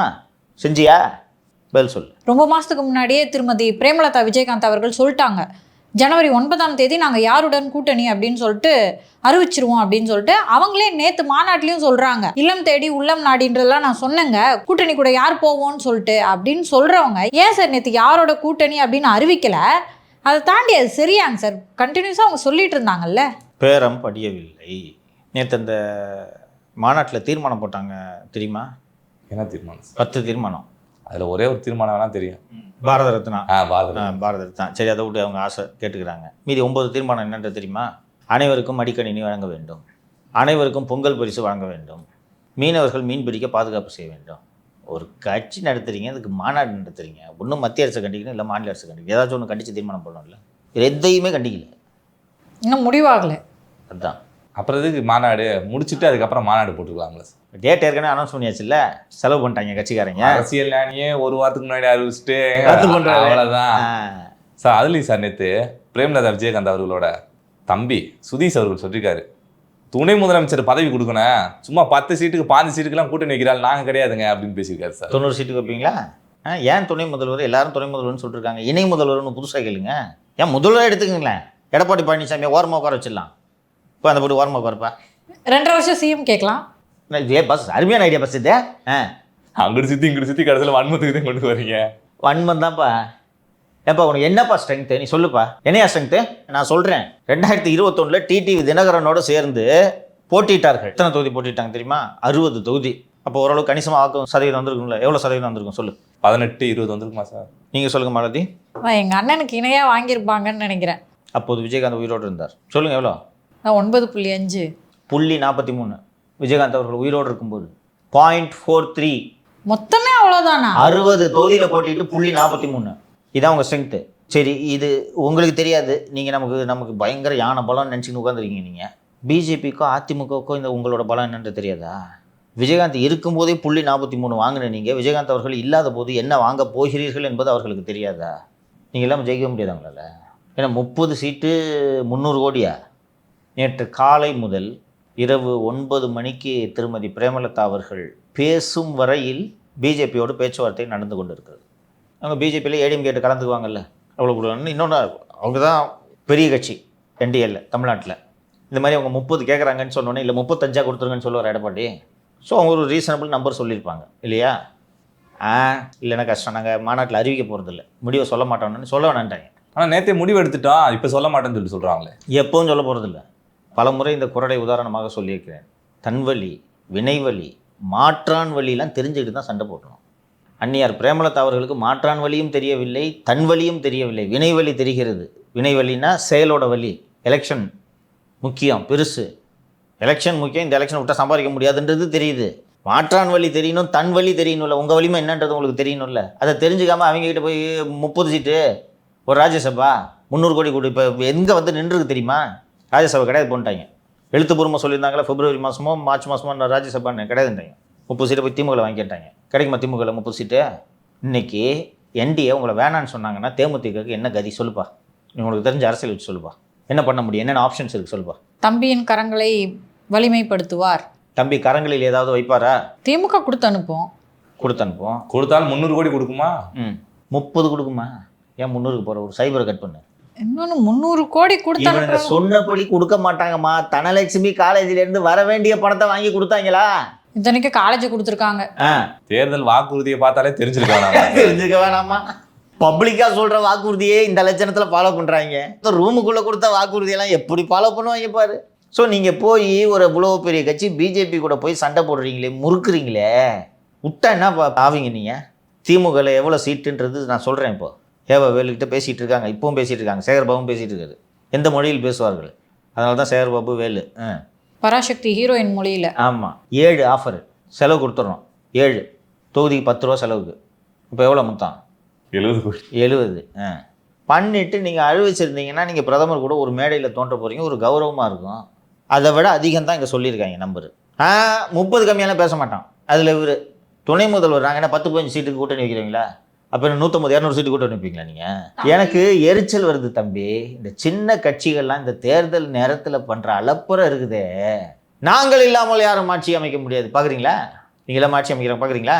சொன்னாதான் சார் எல்லாரும் யாராவது பேசுவாங்க, மதிப்பாங்க. ரீசனபிளாக பேசணும் தம்பி. இந்த பாருங்கள், நீங்கள் உங்களுக்கு உங்கள் கட்சி பெருசாக இருக்குது, நான் மதிக்கிறேன். நான் அதை கேப்டன் உருவாக்கின கட்சி, அது பெரிய கட்சி, நான் இல்லைன்னுலாம் சொல்லலை. இன்றைக்கி உங்களுக்கு என்ன செல்வாக்கு? அவர் மூஞ்சுக்காக தானேப்பா ஓட்டு போட்டாங்க ஜனங்க, சொல்லுப்பா. அந்நியாருக்காக ஓட்டு போட்டாங்க. இன்றைக்கி உங்களோட ஸ்ட்ரென்த் என்னன்றது தெரிஞ்சுக்கிட்டு பேசணும். இல்லை இதில் ஒரு மகன் விஜய்க்கு இவர் அட்வைஸ் பண்ணுறாரு, அரசியல் ஞானி. நீங்கள் சொன்னதான் சார் அவரும் சொல்லுவார், காங்கிரஸை நம்பாதீங்க. அது அவருக்கு தெரியாதா? உனக்கு என்ன வயசாகுது? உனக்கு இன்னும் எத்தனை வருஷம் அனுபவம் இருக்குது அரசியலில்? மேடையில் பேசணுன்னா எதுனாலும் பேசுகிறதா? விஜய்க்கு அட்வைஸ் பண்ணுற அளவுக்கு உனக்கு அரசியல் தெரியுமா? இங்கே இல்லைன்னா அதிமுகலாம் திமுக கூட தான் போகணும், அங்கே காங்கிரஸ் இருக்கு. என்ன தைரியத்தில் இப்படி ஒரு அட்வைஸை பண்ணுறாரு? ஏதாவது பேசணுன்னு இவ்வளோதான். அரசியலை முத பேண்ட் சட்டை போட்டவன் நான் தான் சொல்லிட்டு பேசினவர் தான் அவர், அந்த விஜய பிரபாகரன். தெரியுமா? அரசியலுக்கு பேண்ட் சட்டை அறிமுகப்படுத்துறது நான் தான் பேசினாள் அவர். புரிஞ்சுக்குங்க வாரிசுகளின் லட்சணத்தை. மாநாடு கிடைக்குது, இது கை தட்டுறதுன்னு காசு கொடுத்து கூட்டு வந்திருக்கீங்கிறத இஷ்டத்துக்கு பேசுறது ரொம்ப இதாக இருக்குது. இது பாரு தம்பி, நான் ஏன் இப்படி கோவப்படுறேன்னா 8 கோடி ஜனங்களோட ஃப்யூச்சர் இது. சங்கர், நிதிஷ் மட்டும் சம்மந்தப்பட்ட 4 பேர், இல்லை விஜய் பிரபாகரன், அந்நியார் சம்மந்தப்பட்ட விஷயம் மட்டுமல்ல, 8 கோடி மக்கள் சம்மந்தப்பட்ட விஷயம். அப்போ இவங்கெல்லாம் பண்ணுற தப்பு கோவத்தை தான் ஏற்படுத்தும். அவ்வளோ பெரிய கட்சி மதித்து காலையிலேருந்து நேற்று பேச்சுவார்த்தைம்மா மாநாடு வச்சுருக்கோம் சீக்கிரம் சொல்லு எப்படி சொல்ல முடியாது போன்ட்டாங்க அறிவிக்கல போன்ட்டாங்க தெரியுமா. இந்தியாவே கட்டி ஆண்டுகிட்டு இருக்கிற ஒரு கட்சி நீங்கள் ஒரு மாநாடு போடுறீங்கன்றதுக்காக ஐயோ அவங்க மாநாட்டில் அறிவிக்காமல் போயிட்டு போகிறாங்க சரிங்க ஒரு 25 வச்சுக்கோங்க சொல்லிட்டுவாங்களா பைத்தியமாக அவங்க. இந்தியா பூரா ஒவ்வொரு கட்சியாக எடுத்து கோயில் தேக்க உடைக்கிற மாதிரி உடச்சி கூறு போட்டுக்கிட்டு இருக்காங்க. அந்த ஆண்டாளர் இருக்கிற காலேஜ் வித்ததில் மணி லாண்டரிங்னு பிடிக்க முடியாதா ஜாகிரதை. சார் நேற்று கூட நீங்கள் சொல்லியிருந்தீங்க ஜனவரி எண்டுக்குள்ளே கூட்டணி ஃபைனலைஸ் பண்ணுன்னு சொல்லிட்டு என்டிஏ கூட்டணி ரொம்ப தீவிரமாக இருக்காங்க அப்படின்னு சொல்லிட்டு இன்றைக்கி அது பேப்பரில் ரிப்போர்ட் ஆயிருக்கு சார். என்டிஏ 2021 இருந்த கிட்டத்தட்ட அதே அணிதான் அமையப் போகிறது என்று நான் சொல்லியிருந்தேன். இப்போது கூடுதலாக சில கட்சிகள் வருவதற்கான பிரகாசமான வாய்ப்புகள் தோன்றியிருக்கின்றன. அண்டு கடந்த முறை அமித்ஷா வந்தபோது வெறுங்கையோடு திரும்பினார், கருத்த முகத்தோடு அமித்ஷா திரும்பினார்லாம் உருட்டினாங்க. முடிவில்லா முடிவாக போனார்லாம் சொன்னாங்க. நான் என்ன சொன்னேன், தம்பி கொஞ்சம் பொறு என்று சொன்னேன்னா சட நடக்குதா? தினகரன் டெல்லி போனது யாருக்காவது தெரியுமா? 1 மணிக்கு அமித்ஷா பார்த்தான்னு சொன்னேன் நான், என்ன நடக்குதா? எதிர்பார்த்தமா யாராவது அன்புமணி கூப்பிட்டு பொசுக்குன்னு இப்படி கைட்டு போடுவாங்க. என்ன வழக்கமாக அன்புமணி என்னென்ன பேசுவார், 10.5 கொடுத்தாதாங்க இல்லைன்னா அலைன்ஸே கிடையாதுங்க அப்படித்தாங்க பேசிட்டு இருந்தாரா? இப்போ எங்கே போச்சு 10.5? ஏதாவது கோரிக்கைன்னு வச்சாரா? சீட்டு கூட சொல்லலப்பா இன்னும். எத்தனை தெரியுமா? பேப்பரில் கொடுத்துக்கிறது எல்லாத்தையும் கூப்பிட்டு என்ன சார் பேசுனீங்க, 18 தரேன்ட்டாங்க ராஜ்யசபா. அப்படி பார்த்தா இப்போ டிஎம்டிகே வந்து பொறுப்பு இல்லாமல் நடந்துக்குதுன்னு சொன்னீங்க. திரு அன்புமணி அவர்கள் பொறுப்போட நடந்துக்கிறாரு, நீங்கள் சந்தோஷப்படணும். அவருக்கு பொறுப்பை உணர்த்தி இருக்கிறார்கள். இப்படி ஏதாவது பேசுனேன்னா வேணாம் போ, அப்பா கூட பேசிக்கிறேன்டா என்ன பண்ணுவேன், ஓகேவா? நடக்கிறதா? டிடிவி வந்து விட்டாரா? அண்ட் இதில் முக்கியமான டெவலப்மெண்ட் என்னென்னா, உங்கள் கூட்டணியில் கூட ஓபிஎஸ் சேர்த்துக்காதுன்றான். என் கண்ணு முன்னாடி அவனை கூட்டு வராதுன்றான் எடப்பாடி. என்டிஏ கூட்டணி இல்லையா? பிஜேபி கூட உங்க கூட கூட்டணி சேர்த்துக்கங்கன்னு இருக்காரு. இப்போ அதுவும் சேர்த்துக்கூடாது, அதுவும் சேர்த்துக்கூடாதுன்றாரு. தாமரை சின்னத்தில் நிற்க வைங்க, எனக்கு அப்ஜெக்ஷன் இல்லைன்னு இருக்காரு. போன வாரம் கூட கேஸ் போட்டிருக்காருப்பா சூரிய பிரகாசன் ஒருத்தர் உச்சநீதிமன்றத்தில். நேற்று மன்னிக்கணும், நேற்று வழக்கு தள்ளுபடி பண்ணிட்டாங்க. எடப்பாடி பழனிசாமியும் பொதுச் செயலாளராக தேர்ந்தெடுக்கப்படாது. யார் சூரிய பிரகாசம்? இதை சுட்டி காட்டியிருக்கு. இன்றைக்கி ஜூனியர் உடனே ரிப்போர்ட் ஆகிருக்கு, அதை சுட்டி காமிச்சிருக்காரு. இப்போ வரைக்கும் கேஸ் போட்டு இருக்கிற ஆளை எப்படி சரியாக முன்னாடி கொண்டு வந்து சரிசமமாக கூட்டணி மேடையில் நீங்கள் ஏற்றுறீங்க? கடைசியாக ஒரு கன்செஷன் தரேன், தாமரை சின்னத்தில் நிற்க வைங்கன்ட்டார். தாமரை சின்னத்துக்கு வந்து முடிஞ்சு அவர் கதை. அதுக்கப்புறம் இந்த தொண்டர் உரிமை மீட்பு கீட்பு எதுவும் கிடையாது. ஏதோ கழகம்லாம் சைன் போட்டார், புதிய கட்சிலாம் உருமாறுன்றீங்க. இவர் இப்போ ஒத்துக்க மாட்டேன்றாரு. சரி பண்ணிட்டு தான் எங்களுக்கு முக்கியம், எடப்பாடி வேணான்ட்டு அமித்ஷா சொல்லுவாரா? அதெல்லாம் நடக்கிற காரியமா சார்? பேசு, இப்போ பேசு. அமித்ஷாக்கு யார் வேணும்? அவங்க தெளிவாக சொல்லிட்டாங்க, திமுக கட்சி தோக்கணும் அப்படின்றது தான் அவங்களுடைய கான்செப்ட். இப்போ ஒரு சில கன்செஷன் எங்கள் டிடிவிக்கு நான் ஏதாவது சொன்னேன்னா, ஒரு தனி கட்சி வச்சுருக்காரு இருக்கணும். இதால் ஆபீஸை உடச்சாலுங்க, நீ வீடன்லேயே அதை ரிப்போர்ட் பண்ணியிருக்காங்க. இல்லை ஆபீஸ் அடித்து உடச்சிருக்காரு, நேற்று வரைக்கும் கேஸை போட்டுட்ருக்காரு. இப்போ நம்ம பேச்சுவார்த்தை நடத்துகிறோன்னு தெரிஞ்சவொடனே போட்ட கேஸ் பார்த்து அப்படின்னா அவங்களுக்கு இது ரீசனபிளாக இருக்குது. புரியுதா? டிடிவிட்ட ஒரு விஷயம் சொல்கிறாங்க, அண்ணன் அப்படியே டோன் மாற்றிட்டு சைலண்ட் ஆகிட்ட பற்றியா நான் சொன்னேன் அன்றைக்கே நம்ம அண்ணன் அப்படின்னா மறுக்க சொல்லு, மக்கள் நலனுக்கு அப்படி சொல்லு. ஸோ ரீசனபிள், அவரும் எடப்பாடி ரீசனபிளாக தான் இருக்காரு, ஓகேவா? அதனால தான் அங்கே வந்து கட்சியில் இடம் கிடையாது என்று சொன்னார், இணைப்பு என்ற பேச்சுக்கே இடமில்லை என்றது சொன்னார். இது ரீசனபிள். டிடிவி அவர் ஒரு கட்சிங்க அமைப்பு, நீங்கள் கூட்டணி வச்சு நீங்கள் that is you deal with உங்கள் கூட பன்னீரை சேர்க்காதீங்கன்ற. ஏன்னா தாமராயம் ஓகே, சின்னமா அவர்கள் வேற வருவாருன்னு சொன்னீங்க. அது பிரச்சாரத்துக்குப்பா, அவங்களால எலெக்ஷனில் போட்டியிட முடியாதுல்ல, சேர்த்து என்ன பண்ண போகிறது? பிரச்சாரத்துக்கு வருவாங்க. என்டிஏவுக்காக ராஜமாதா பிரச்சாரம் செய்வார். ஒவ்வொருத்தருக்கு ஏரியா பிரித்து கொடுத்துருக்காங்க. டெல்டா ஸ்மால் மம்மிக்கு டெல்டாவில் செல்வாக்கு அதிகம். தஞ்சை, ஒரத்தநாடு, நாகப்பட்டினம், திருவாரூர் பகுதிகளில், அந்த திருச்சி அந்த ஏரியாவில் பிரித்து கொடுத்துருவாங்க. ஸ்மால் மம்மி வில் கேம்பெயின் பண்ணிங்கன்னா குடியிருக்கிற வீடு உங்களுக்கு. என்னம்மா என்ன இப்படி சிரிக்கிறீங்க, என்ன அர்த்தம்? இதெல்லாம் தவறு சார். அரசியலில் தவறு சரி என்பது இருக்கிறதா? அப்படித்தான். சரி நியாயம்தான். நீங்கள் என்ன தொழில் பண்ணிட்டு இருந்தீங்க ஆரம்பத்தில் 80களில்? டிவிடி வித்துட்டு இருந்தாங்க சொல்லுவாங்க. டிவிடி இல்லை, வீடியோ கேசட்டு. அது வேற இது வேறையா? ஆமாம், வீடியோ கேசட் கடை தானே வச்சுருந்தீங்க. அந்த வீடியோ கேசட்டு விற்று போயஸ் கார்டனில் 90 கோடி ரூபாய் இடத்த வாங்கினீங்களா நீங்கள்? சொல்லுங்கள். இப்போ அந்த வீடு தர்றோன்றோம்ல, தவறுன்றீங்க. எது தவறு சொல்லுங்கம்மா, எது தவறு? கேசட் விற்றே வாங்கினீங்களா அந்த வீட்டை? அந்த ஏரியாவில் 4 வீடு இருக்குது உங்களுக்கு. இருக்கிற வீடு வேணுமா? நம்ம பிரச்சாரம் பண்ணு. நெக்ஸ்ட்டு என்ன சார் அப்படித்தான்? என்ன சொல்லு? எல்லாமே ஃபைனலைஸ் ஆயிடுச்சு. ஐயா அவர்கள் மட்டும் வரவே மாட்டாரு சார். சரி, ஐயாவை பற்றி ஒரு செய்தி வந்திருக்குது டைம்ஸ் ஆஃப் இந்தியாவில். என்ன செய்தியப்பா? ஐயாவை எப்படியாவது என்டிஏ கூட்டணியில் சேர்க்கணும்னு சொல்லிட்டு பிஜேபி ரொம்ப தீவிரமான முயற்சியில் இறங்கியிருக்காங்களா சார்? ஓகே, அதுவும் வந்திருக்கிறது. தினமலரில் பேஜ் ஒன்று ஒரு செய்தி வந்திருக்கிறது. என்ன செய்தி? 4 ஆண்டுகளாக எதிர்த்து அறிக்கை கொடுத்தவர் திடீர் பல்ட்டி. ஆட்சி நன்றாகத்தான் இருக்கு. இன்று ஐயாவின் நிலை இதுதான். ஐயா இன்னும் முடிவெடுக்கவில்லை. ஐயா கட்சியின் சார்பாக விருப்ப மனுக்கள் வாங்கப்பட்டு கொண்டிருக்கின்றன. எனக்கு நம்பிக்கை இருக்கிறது.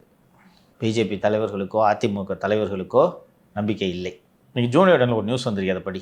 ஜூனியர் திமுக கூட பேசிக்கிருக்காரு தான் சார் வந்திருக்கு. படி நீ அதை முழுசா படி. பாமக நிறுவனரான ராமதாஸின் பேட்டியை பார்த்தீரா? அதிமுக அன்புமணி கூட்டணி சட்டவிரோதம் என்று வசைபாடியிருக்கிறாரே, அது மட்டுமா? திமுகவின் ஆழ்வார் பிரமுகருக்கு போன் போட்டு வெடித்து தீர்த்து விட்டாராம் பெரியவர். ஆழ்வார் பிரமுகர்னு யாருப்பா? திமுகவில் கண்டுபிடிக்க கஷ்டம், நானே சொல்லிடுறேன். ஜெகதரட்சகன். ஏன்னா அவர் அதில் ஆழ்வாரில் ஒரு ரொம்ப அழகாக சொற்பொழிவாற்றுவார். படிங்க மேல. புதுச்சேரி முதல்வர்னு சொல்லிட்டு சொன்னேன். பாஜகவின் மேலிட பொறுப்பாளராக இருந்த பைஜெயந்த் பாண்டா அன்புமணியை சந்தித்து பேசியதை ராமதாஸ் விரும்பவில்லை. அப்போதே நான் தான் கட்சியின் தலைவர், என்னிடம்தான் கூட்டணி பேச்சுவார்த்தை நடத்த வேண்டும் என்று பொங்கியிருந்தார். இப்போது அன்புமணியுடன் கூட்டணி உடன்படிக்கையை போட்டுவிட்டது அதிமுக. அதை துளியும் எதிர்பார்க்கவில்லை திரு ராமதாஸ். திமுகவின் ஆழ்வார் பிரமுகரை போனில் பிடித்து அன்புமணிக்கு கொடுத்த முக்கியத்துவத்தை எடப்பாடி எனக்குத்தான் முதலில் கொடுத்திருக்கணும், நீங்களும் என்னை மதிக்க மாட்டேங்கிறீங்க, என்னை அப்படியே விட்டுவிடலாம்னு பார்க்குறீங்களா, அறிவாலயத்துடன் கூட்டணி இருக்கா இல்லையான்னு சொல்லுங்க என்று படப்படுத்து விட்டாராம். விஷயத்தை அப்படியே செனட் ஆஃப் சாலைக்கு கொண்டு போயிருக்கிறார் ஆழ்வார் பிரமுகர். செனட் ஆஃப் சாலைனா முதலமைச்சர் இருக்கிறது சித்தரஞ்சன் சாலை.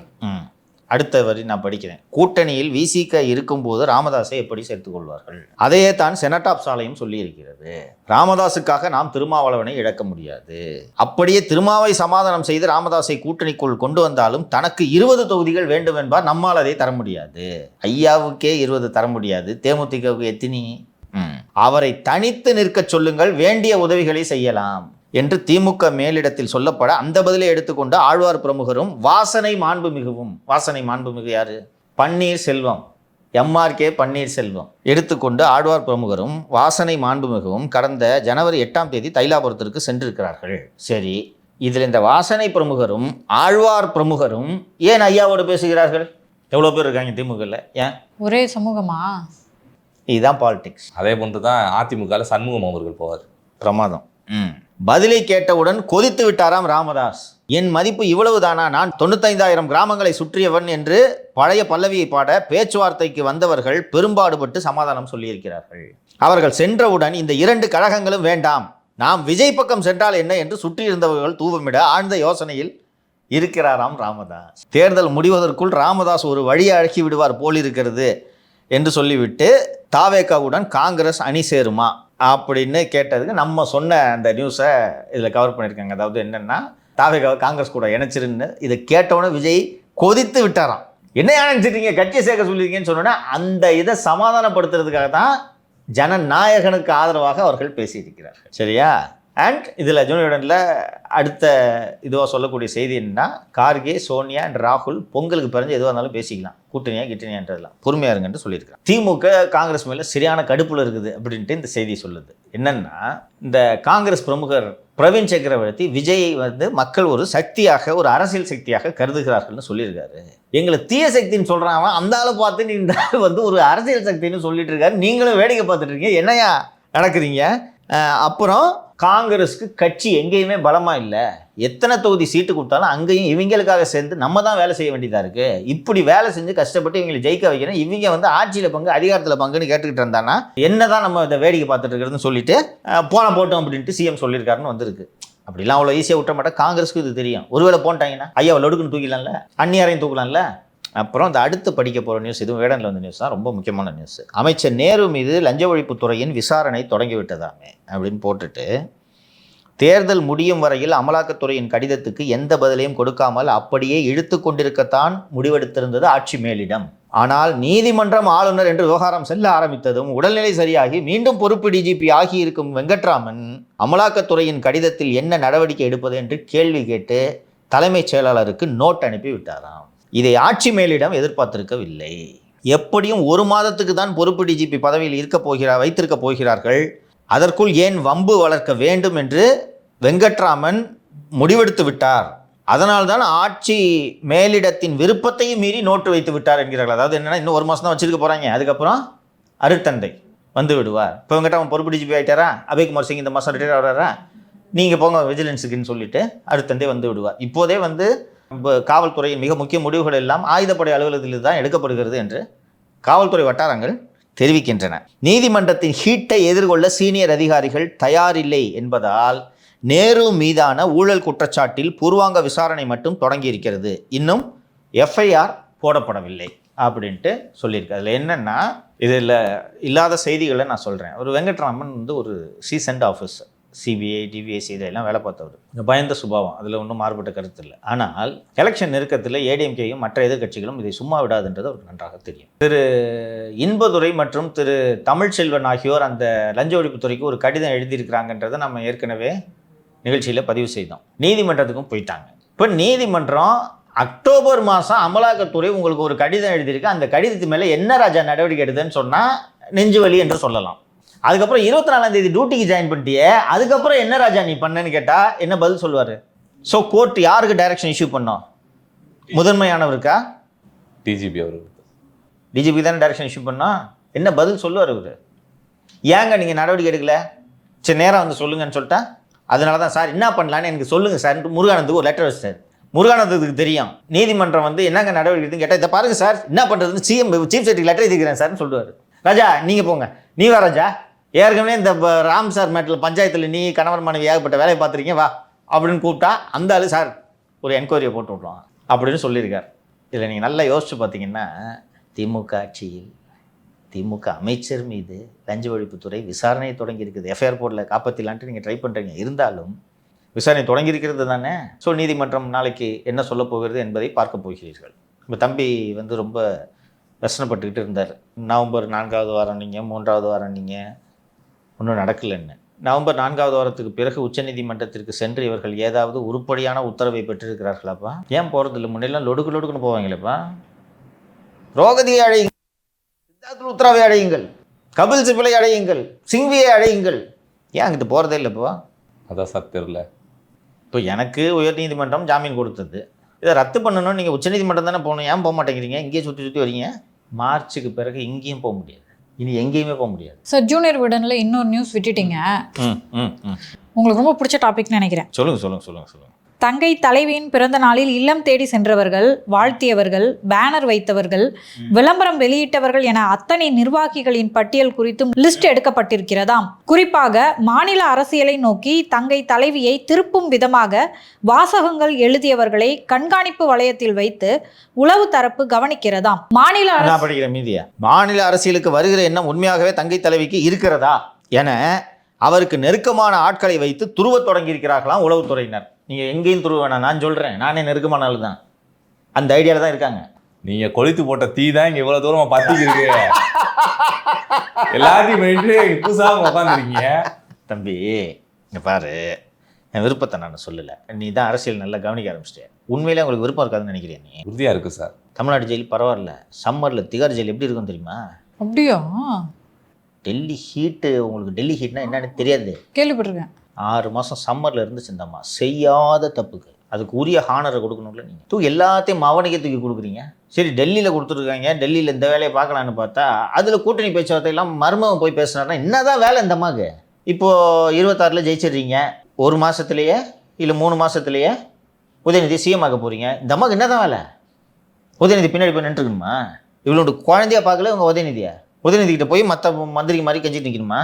இப்போ இதை விட்டா என்ன ஆகும்? அவங்களுக்கு வயசாகுதுல்ல, இதை விட்டா 31 தானே, 31 வரைக்கும் இவர்கள் காத்திருப்பார்களா? காலம் காத்திருக்குமா? கடைசி வரிதான் முக்கியம். இதற்கிடையில் உச்சநீதிமன்றத்தில் நிலுவையில் இருக்கும் ஒரு வழக்கை காரணம் காட்டி அதனாலேயே தங்கை தலைவியின் சமீபத்திய நடவடிக்கைகள் கவனிக்கப்படுவதாக கிசுகிசுக்கிறார்கள் சில விஷய புள்ளிகள்.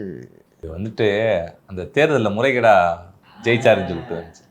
ஆமாம், முறைகேடுன்னு சொன்னால் தேர்தலில் போட்டியிட தடை, இனி கிடைக்காது வடை.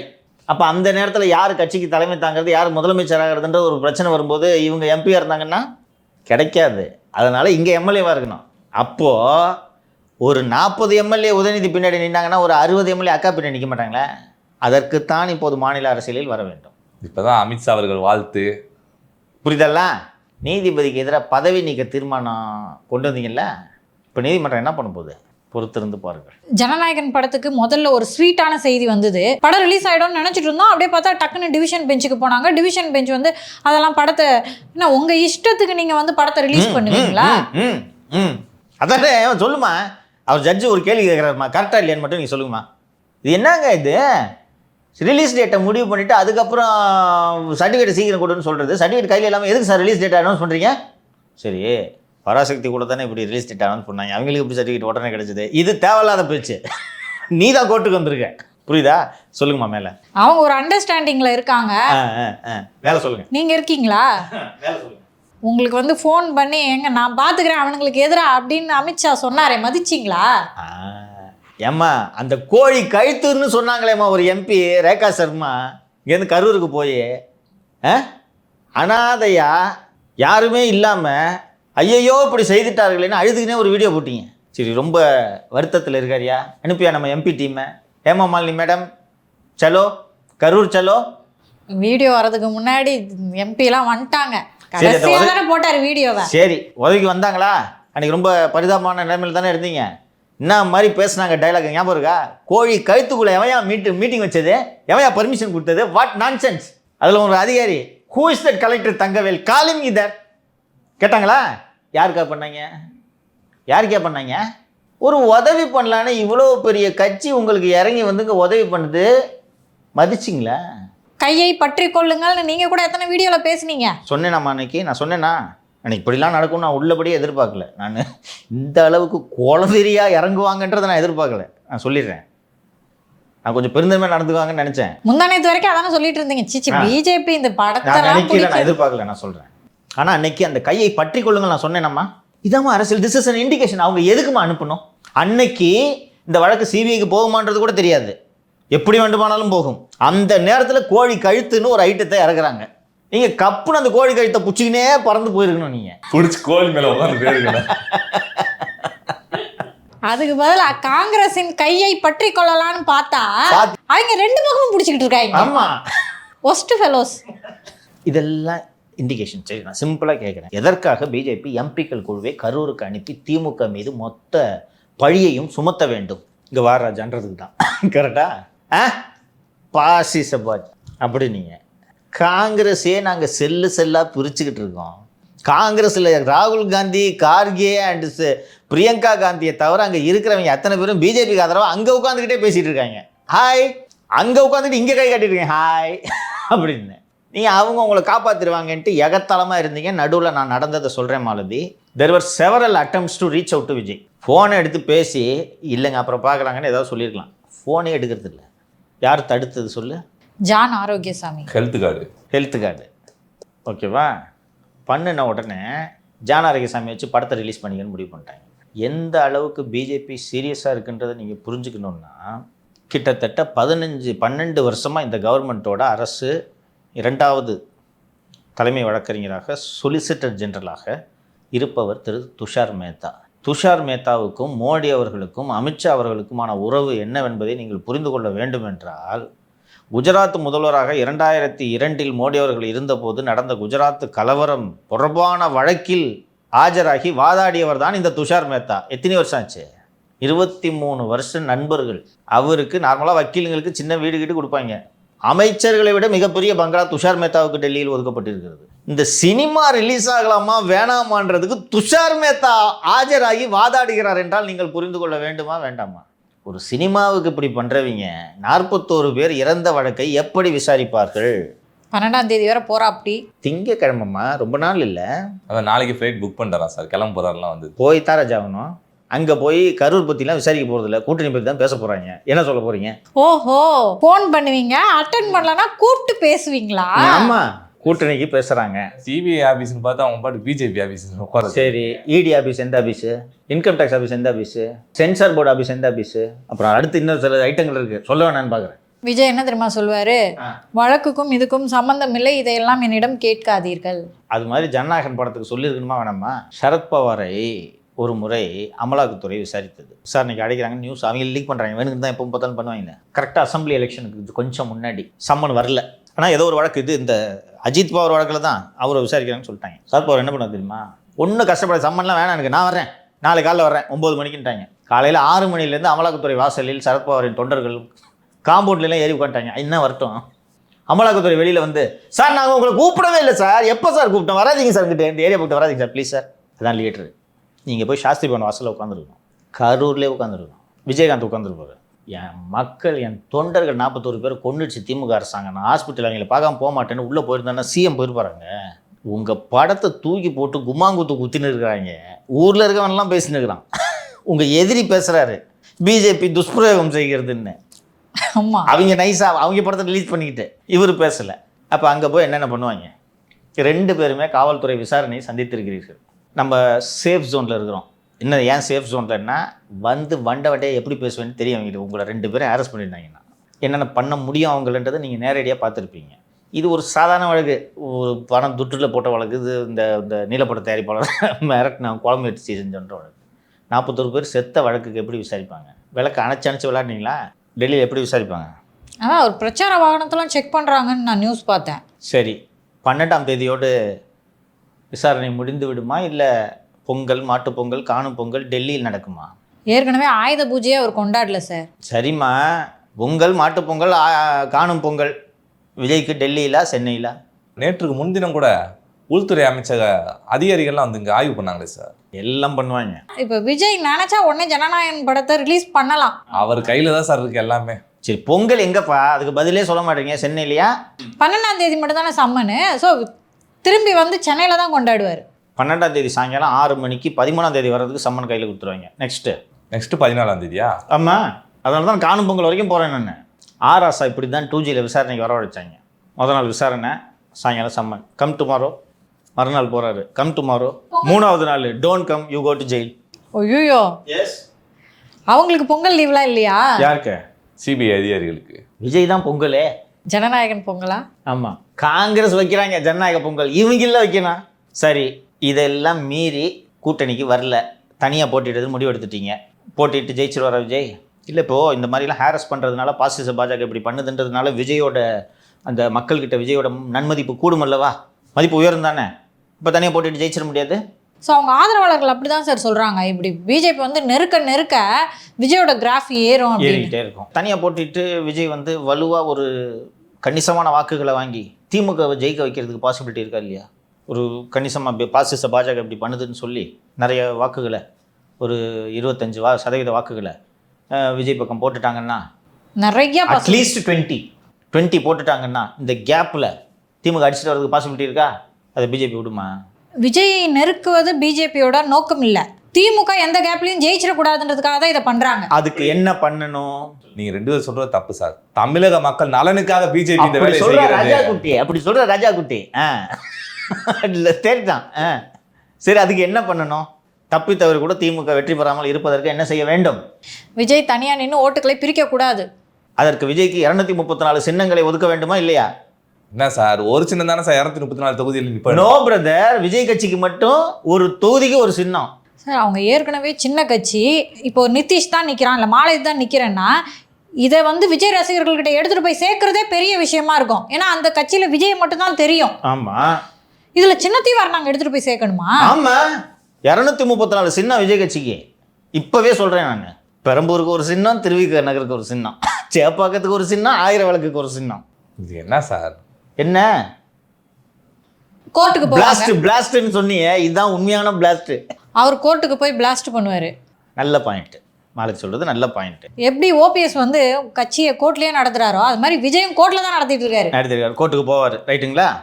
இப்போ உங்களுக்கு சட்டம் சொல்லித்தரேன். எனக்கு இந்த சின்னத்தை ஒதுக்கு, அந்த சின்னத்தை ஒதுக்கு என்று நீதிமன்றத்தை அணுகினால், நீதிமன்றத்தால் எல்லா தொகுதிகளுக்கும் ஒரே சின்னத்தை ஒதுக்குங்கள் என்று உத்தரவிட முடியுமா? முடியாது. அதற்கான அதிகாரம் தேர்தல் ஆணையத்துக்கு மட்டும்தான் இருக்குன்னு சொல்லிட்டு தேர்தல் ஆணையம் சொல்லுவாங்க. தேர்தல் ஆணையம் சொல்லுவாங்க, பட் கோர்ட் அதை ஓவர் ரூல் பண்ணலாம். அவங்க சொல்லலாம், ஒருவேளை இல்லைங்க ஒரே சின்னம் கொடுங்கன்னு சொல்லலாம், ஆனால் சொல்ல முடியாது. தேர்தல் தொடங்கிவிட்டால் முழுமையான அதிகாரம் தேர்தல் ஆணையத்துக்கு. தேர்தல் ஆணையம் சரியாக நடந்திருக்கிறதா தவறாக நடந்திருக்கிறதா என்பதை தேர்தல் முடிந்த பிறகுதான் நீதிமன்றம் முடிவு செய்யும். தேர்தல் முடிஞ்ச பின்னாடி கொடுத்தா என்ன, கொடுக்காருன்னா என்ன? ஏப்பா, 2011 ஸ்டாலின் குளத்தூர்ல போட்டுட்டது சரியா இல்லையான்றது இப்போ தானேப்பா உச்ச நீதிமன்றம் விசாரிச்சுட்டு இருக்கு. பேசு ராஜா, பேசுங்க. Next talk me. எங்க பேச விடுறீங்க? Talk me. இது சரியா தவறானலாம் கேட்டிங்கன்னா all is fair in love and வார்ன்னு சொல்லுவாங்க. இது போர்ன்னு நான் முன்னாடியே சொல்லியிருக்கேன். பிஜேபி நினைக்கிறது என்னென்னா, நாங்கள் வலுவான கூட்டணி தான் வச்சுருக்கோம். சர்வேஸில் ஒவ்வொரு தொகுதிக்கும் விஜயோட கிராஃப் மாறுது, ஓகேவா? மாலதி கூட அடிக்கடி என்கிட்ட சொல்லிட்டு இருப்பாங்க, கண்ணை மூடிட்டு இல்லை நாங்கள் விஜய்க்கு போடுவோம்லாம் நிறைய பேர் சொல்கிறாங்கன்ட்டு. வாங்குறாரு, ஒரு 20% தொடுறாரு. ஒரு 60-70 தொகுதியில் அதிமுக பாஜக கட்சிகளின் வீழ்ச்சிக்கு விஜய் காரணமாக அமைந்து அந்த இடத்தில் திமுக வெற்றி பெற்று விட்டால் அப்புறம் ஒரு நாளும் நான் உதயநிதியை முதலமைச்சர் நாற்காலியில் அமர விட மாட்டேன் என்று அமித்ஷா உரைத்த அந்த சூளுரை என்னாவது? சுக்குநூறாக உடைந்து விடுமே. ஆமாம், அதை அனுமதிப்பாங்களா? அப்போ உனக்கு 234 சின்னம், நீந்தி வா, முடிஞ்சா ஜெயிச்சுட்டு வா, வாங்கிக்க. 25% வாங்கிக்க. புரிஞ்சுச்சா? இப்போ துஷார் மேத்தா எதுக்கு வந்தார்ன்றது புரியுதா? நெக்ஸ்ட் என்ன சார், வேற டாபிக் தான் சார் போகணும். இல்லை சொல்லு ராஜா, தாவேக வெற்றி பெறுவதற்கு ஏதாவது ஒரு யோயோ ஐடியா சொல்லுங்க. தேர்தலை விட்டு விலகிட்டு நெக்ஸ்ட் தேர்தலில் போட்டிடுறேன்னு சொல்லுவாங்க, வேற என்ன பண்றது? அப்படி தான் பிஜேபிக்கு தப்பி தவறி திமுக வந்துடக்கூடாதுமா. நாங்கள் கஷ்டப்பட்டு சண்டை போட்டு இவங்களை காலி பண்ணுறதுக்கு பிளான் போட்டுட்டு இருந்தா நீ குறுக வந்து நீ ஜெயிச்சிருவியா ராஜா? தேர்தல் வரைக்கும் ஜனநாயகம் வராது, பார்க்குறியா? ரிலீஸ் பண்ணிட்டு அந்த ப்ரொடியூசரை காப்பாற்ற வேண்டிய கடமையும் திரு விஜய்க்கு இருக்குல்ல சார். விஜய் அவர்கள் இந்த விஷயத்தில் மிகுந்த ஒரு பொறுப்பானவர். எந்த தயாரிப்பாளரையும் அவர் கைவிட்டதாக கிடையாது. சினிமாவில் யாருமே அந்த மாதிரி எனக்கு தெரிஞ்சு இந்த கார்த்திக் மாதிரி 1-2 ஆட்களை தவிர ரொம்ப மோசமாலாம் நடந்துக்க மாட்டாங்க. பிகாஸ் பெரிய ஸ்டார்ஸ் தப்பு பண்ண முடியாது. சரி, போதுமா? வன்மா போதும் சார். சார் இன்னைக்கு தினமலரில் வேற ஒரு செய்தி வந்திருக்கு. ஏப்ரல் 10ஆம் தேதிக்குள்ள எலெக்ஷன் நடக்க போதான் தமிழ்நாட்டில். பிப்ரவரி கடைசியில் இது சம்மந்தமான அனௌன்ஸ்மெண்ட் வெளியே வரும்னு சொல்லிட்டு போட்டு பிப்ரவரி 3வது வாரம் அறிவிப்பு வெளிவர இருக்கிறது. ஸோ முகேஷ் ஜெயக்குமார், கொலகார சேட்டு, துரை ரவிக்குமார், இளங்கனி, ஐஸ்கிரீமு இவர்கள் எல்லாம் இன்னும் ஒரு 35 நாட்களுக்கு எவ்வளவு முடியுமோ ஆடிக்கொள்ளுங்கள். பிப்ரவரி 3வது வாரத்திலிருந்து தமிழகத்தில் பிஜேபி ஆட்சி. நினைவில் வைத்துக் கொள்ளுங்கள். தேர்தல் ஆணையம்னு நினச்சின்னு இருப்பீங்க, தேர்தல் ஆணையம் இல்லை, பிஜேபி ஆட்சி. என்ன ஆவிங்கன்றதை பார்க்க தான் போகிறீங்க. நன்றி. நன்றி சார்.